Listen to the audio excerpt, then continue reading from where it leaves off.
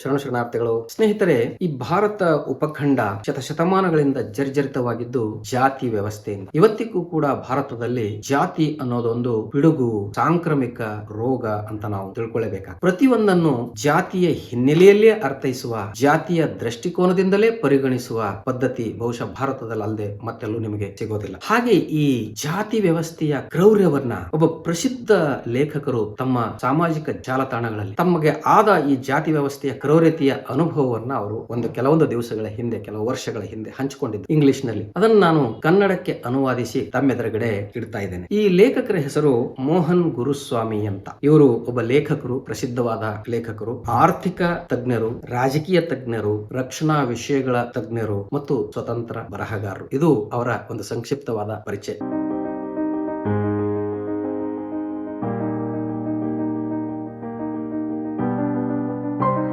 ಇವರು ತಮ್ಮ ಫೇಸ್ಬುಕ್ ಗೋಡೆಯಲ್ಲಿ ಒಂದ್ಸಲ ಬರೀತಾರೆ. ಅವ್ರು ಹೇಳ್ತಾರೆ, ನಾನು ಒಮ್ಮೆ ಒಬ್ಬ ಪ್ರಧಾನಮಂತ್ರಿಯ ನಿವಾಸದಲ್ಲಿ ಒಂದು ಚಿಕ್ಕ ಗುಂಪಿನೊಂದಿಗೆ ಮಧ್ಯಾಹ್ನದ ಉಪಹಾರವನ್ನ ಮಾಡುತ್ತಿದ್ದೆ. ಸುತ್ತಲೂ ಅವಲೋಕಿಸಿದಾಗ ನಾನೊಬ್ಬನೇ ಬ್ರಾಹ್ಮಣೇತರನಾಗಿದ್ದೆ ಅನ್ನುವ ಅನುಭವ ನನಗೆ ಬಂತು. ಅಲ್ಲಿ ನನ್ನ ಜೊತೆಗೆ ಇದ್ದ ಸಣ್ಣ ಗುಂಪಿನ ಎಲ್ಲ ಸದಸ್ಯರು ಬ್ರಾಹ್ಮಣರಾಗಿದ್ದರು ಎಂದು ಪ್ರತ್ಯೇಕವಾಗಿ ನಾನು ಹೇಳಲಾಗುವುದಿಲ್ಲ. ಅಲ್ಲಿ ಈ ಸಾಂಪ್ರದಾಯಿಕ ಹಿಂದೂ ಧರ್ಮದ ಸಂಸ್ಕೃತಿ, ಆ ಧರ್ಮದ ಕಲೆಗಳು, ಅವುಗಳ ಸಂರಕ್ಷಣೆ, ಇವುಗಳಲ್ಲಿ ಬ್ರಾಹ್ಮಣರ ಪಾತ್ರ ಅಗ್ರಗಣ್ಯವಾದದ್ದು ಅನ್ನುವ ಕುರಿತು ಚರ್ಚೆ ನಡೀತಿತ್ತು. ಹಾಗೆ ಬರೀತಾರ ಮೋಹನ್ ಗುರುಸ್ವಾಮಿ. ಆ ಚರ್ಚೆಯಲ್ಲಿ ಇವರು ಭಾಗವಹಿಸ್ತಿರ್ತಾರೆ. ಅಲ್ಲಿ ಮಾತನಾಡ್ತಾ ಬ್ರಾಹ್ಮಣರ ಶ್ರೇಷ್ಠತೆಯ ಬಗ್ಗೆ, ಬ್ರಾಹ್ಮಣರ ಪಾತ್ರಗಳ ಬಗ್ಗೆ ಹೆಮ್ಮೆಯಿಂದ ಚರ್ಚೆ ನಡೆದಾಗ ಇಲ್ಲಿ ಬ್ರಾಹ್ಮಣರು ಅನ್ನುವ ಶಬ್ದ ಮಾಯಾಗಿ ನಾವು ನಮ್ಮದು ಅನ್ನುವ ಈ ಚರ್ಚೆ ಆರಂಭ ಆಗ್ತದೆ. ಇವರಿಗೆ ಅದು ಸ್ಟ್ರೇಂಜ್ ಅನಿಸ್ತದೆ. ಭಾರತದಲ್ಲಿ ಪ್ರಸಿದ್ಧ ಕಲಾವಿದರು, ಶಿಲ್ಪಿಗಳು, ಸಂಗೀತಗಾರರು, ಬರಹಗಾರರು, ಕವಿಗಳು ಮತ್ತು ಇತಿಹಾಸಕಾರರು ಹೆಚ್ಚಾಗಿ ಎಲ್ಲರೂ ಬ್ರಾಹ್ಮಣರೇ ಅನ್ನೋದು ಆ ಚರ್ಚೆಯ ವಿಷಯ. ಹಾಗಾಗಿ ನಮ್ಮ ರಾಷ್ಟ್ರೀಯ ಗುರುತು, ಐಡೆಂಟಿಟಿ ಏನಿದೆ ಮತ್ತು ಅಸ್ಮಿತೆಯ ರಕ್ಷಣೆ ಏನಿದೆ ಅದು ಬ್ರಾಹ್ಮಣರ ಜವಾಬ್ದಾರಿ ಅನ್ನುವ ಮಾತು ಈ ಚರ್ಚೆಯ ಸಾರ.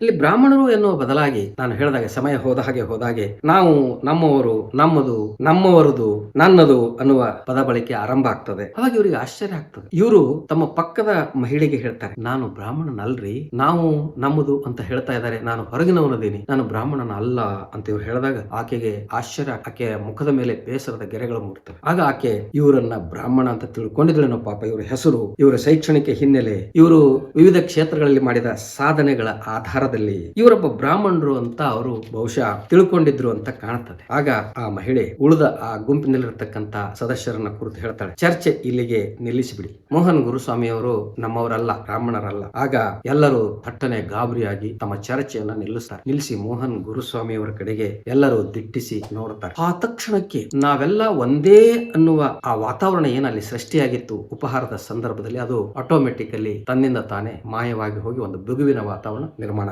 ಅವಾಗ ಇವರು ಹೇಳ್ತಾರೆ, ಮೋಹನ್ ಗುರುಸ್ವಾಮಿ ಅವರು ನಮಗೆ ಫೇಸ್ಬುಕ್ ಬರಹದಲ್ಲಿ, ನಾನು ಒಬ್ಬ ಮುದಲಿಯಾರ್ ಕುಲದಲ್ಲಿ ಹುಟ್ಟಿದವನು. ಮುದಲಿಯಾರ್ ಕುಲವನ್ನ ಕ್ಷತ್ರಿಯ ಅಂತ ಹೇಳ್ತಾರೆ, ಆದ್ರೆ ಅದು ಕ್ಷತ್ರಿಯ ಅಲ್ಲ, ಅದು ಶೂದ್ರ ರೈತಾಪಿ ವರ್ಗದ ಒಂದು ಕುಲ. ಅವರೆಲ್ಲರಿಗೂ ಆಶ್ಚರ್ಯ ಆಗ್ತದೆ. ಎಲ್ಲರ ಮುಖದಲ್ಲಿ ಆಘಾತ. ಪಾಪ, ಮೇಲಿನ 3 ವರ್ಣದವರಾದ್ರೂ ಆಗಿರಬಾರದಾ ಅನ್ನುವ ಪಶ್ಚಾತ್ತಾಪ ಕೂಡ ಅವರಲ್ಲಿ ಮೂಡುತ್ತದೆ ಅನ್ನುವಂಥದ್ದು ಮೋಹನ್ ಗುರುಸ್ವಾಮಿ ಅವರ ಅನಿಸಿಕೆ.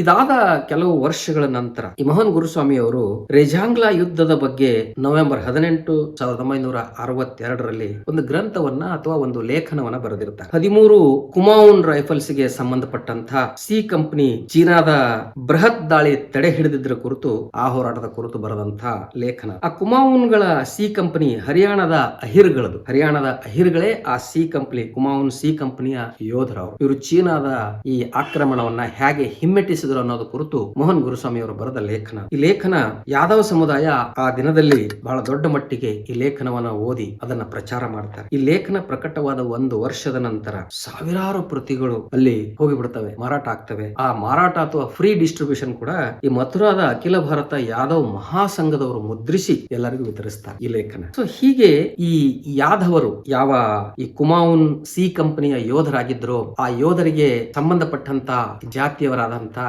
ಸಮುದಾಯದವರಾದಂತಹ ಯಾದವರು ಇವರ ಲೇಖನವನ್ನ ಫ್ರೀ ಆಗಿ ಡಿಸ್ಟ್ರಿಬ್ಯೂಷನ್ ಮುದ್ರಿಸಿ ಕೊಟ್ಟಾದ್ಮೇಲೆ ಇವ್ರನ್ನ ಸತ್ಕರಿಸಬೇಕು ಅಂತ ಒಂದು ಸಮಾರಂಭ ಇಟ್ಕೊಂಡು ಒಂದು ಸಮ್ಮೇಳನದಲ್ಲಿ ಇವರನ್ನ ಸತ್ಕರಿಸೋದಕ್ಕೆ ಇವರು ಗುರುಗಾವಿನ ಮನೆಗೆ ಬಂದು ಇವರಿಗೆ ಆಹ್ವಾನಿಸಿ ಹೋಗ್ತಾರೆ. ಇವರು ಯಾದವ ಸಮ್ಮೇಳನಕ್ಕೆ ಹೋಗ್ತಾರೆ. ಹೋಗಿ ಅಲ್ಲಿ ವೇದಿಕೆ ಮೇಲೆ ಇರ್ತಾರೆ.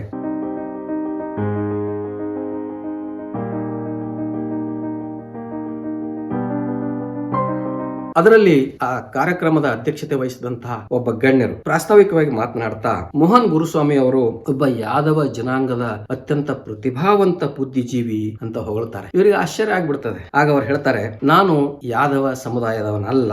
ತಕ್ಷಣಕ್ಕೆ ಆ ಕಾರ್ಯಕ್ರಮದ ಅಧ್ಯಕ್ಷತೆ ವಹಿಸಿರತಕ್ಕಂತ ಯಾದವ ಮಹಾಸಂಘದ ಒಬ್ಬ ಗಣ್ಯರು ಎದ್ದು ನಿಂತು ಹೇಳ್ತಾರೆ, ಸ್ವಾಮಿ, ನೀವು ಯಾದವರ ಅಲ್ಲದೆ ಹೋದರೆ ಏನಂತೆ? ಇಂದಿನಿಂದ ನೀವು ಯಾದವ ಸಮುದಾಯದ ಗೌರವಾನ್ವಿತ ವ್ಯಕ್ತಿ.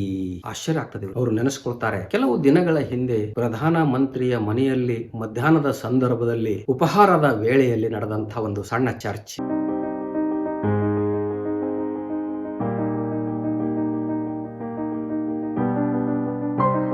ಆ ಸಣ್ಣ ಗುಂಪಿನಲ್ಲಿ ಇಡೀ ಭಾರತದ ಸಂಸ್ಕೃತಿ, ರಕ್ಷಣೆ, ಕಲೆ, ಸಾಹಿತ್ಯ, ಇತಿಹಾಸ, ವಾಸ್ತುಶಿಲ್ಪ, ಸಂಗೀತ ಎಲ್ಲವೂ ಬ್ರಾಹ್ಮಣರಿಂದ ನಿರ್ಮಿಸಲ್ಪಟ್ಟಿದೆ. ಅದರ ರಕ್ಷಣೆ, ಅದರ ಪ್ರಸಾರದ ಹೊಣೆ ಬ್ರಾಹ್ಮಣರದು ಅಂತ ಹೆಮ್ಮೆ ಪಡುತ್ತಿದ್ದ ಗುಂಪಿನಲ್ಲಿ ಇವರು ನಾನು ಬ್ರಾಹ್ಮಣನಲ್ಲ ಅಂದಾಗ ಬಂದ ಪ್ರತಿಕ್ರಿಯೆ, ಇವರನ್ನ ಅವರು ನೋಡಿಕೊಂಡ ರೀತಿ, ಮತ್ತು ಈಗ ನಾನು ಯಾದವನಲ್ಲ ಅಂದಾಗ ಈ ಯಾದವರ ಗಣ್ಯರು ನೀವು ಯಾದವರಲ್ಲದಿದ್ದರೇನಂತೆ, ಯಾದವ ಸಮುದಾಯದ ನೀವೊಬ್ಬ ಗೌರವಾನ್ವಿತ ವ್ಯಕ್ತಿ ಅಂತ ಏನು ಹೇಳ್ತಾರಲ್ಲ, ಅದನ್ನು ನೆನೆಸ್ಕೊಂಡು ಕನಿಷ್ಠ ನನಗೆ ನೀವು ಬ್ರಾಹ್ಮಣರಲ್ಲದೆ ಹೋದ್ರು ನಮ್ಮ ಬ್ರಾಹ್ಮಣ ಸಮುದಾಯದ ಒಬ್ಬ ಗೌರವಾನ್ವಿತ ವ್ಯಕ್ತಿ ಅಂತ ಆ ಜನ ನನ್ನನ್ನ ಕರೀಲಿಲ್ವಲ್ಲ, ಯಾದವರು ನನ್ನನ್ನ ಕನಿಷ್ಠ ಈ ಯಾದವ ಸಮುದಾಯದ ಗೌರವಾನ್ವಿತ ವ್ಯಕ್ತಿ ನೀವು ಅಂತ ನನ್ನನ್ನ ಅರ್ಧಕ್ಕೆ ತಡೆದು ನನ್ನ ಗೌರವವನ್ನ, ತಮ್ಮ ಗೌರವವನ್ನ ಹೆಚ್ಚಿಸಿಕೊಂಡ್ರಲ್ಲ. ಬಹಳ ಹೆಮ್ಮೆಯಿಂದ ಮೋಹನ್ ಗುರುಸ್ವಾಮಿ ಅವರು ತಮ್ಮ ಫೇಸ್ಬುಕ್ ಬರಹದಲ್ಲಿ ಬರೆದಿದ್ದನ್ನ ನಾವು ಇಲ್ಲಿ ಜ್ಞಾಪಿಸಿಕೊಳ್ಬೇಕಾಗ್ತದೆ. ಶರಣಾರ್ಥಿ. ಸತ್ಯವನ್ನು ಪ್ರತಿಪಾದಿಸುವ, ಜನರನ್ನು ಜಾಗೃತಿಗೊಳಿಸುವ ನನ್ನ ವಿಡಿಯೋಗಳನ್ನು ತಪ್ಪದೆ ಎಲ್ಲರೂ ನೋಡುತ್ತೀರಿ. ನೋಡಿದಾದ ಮೇಲೆ ಈ ವಿಡಿಯೋಗಳನ್ನು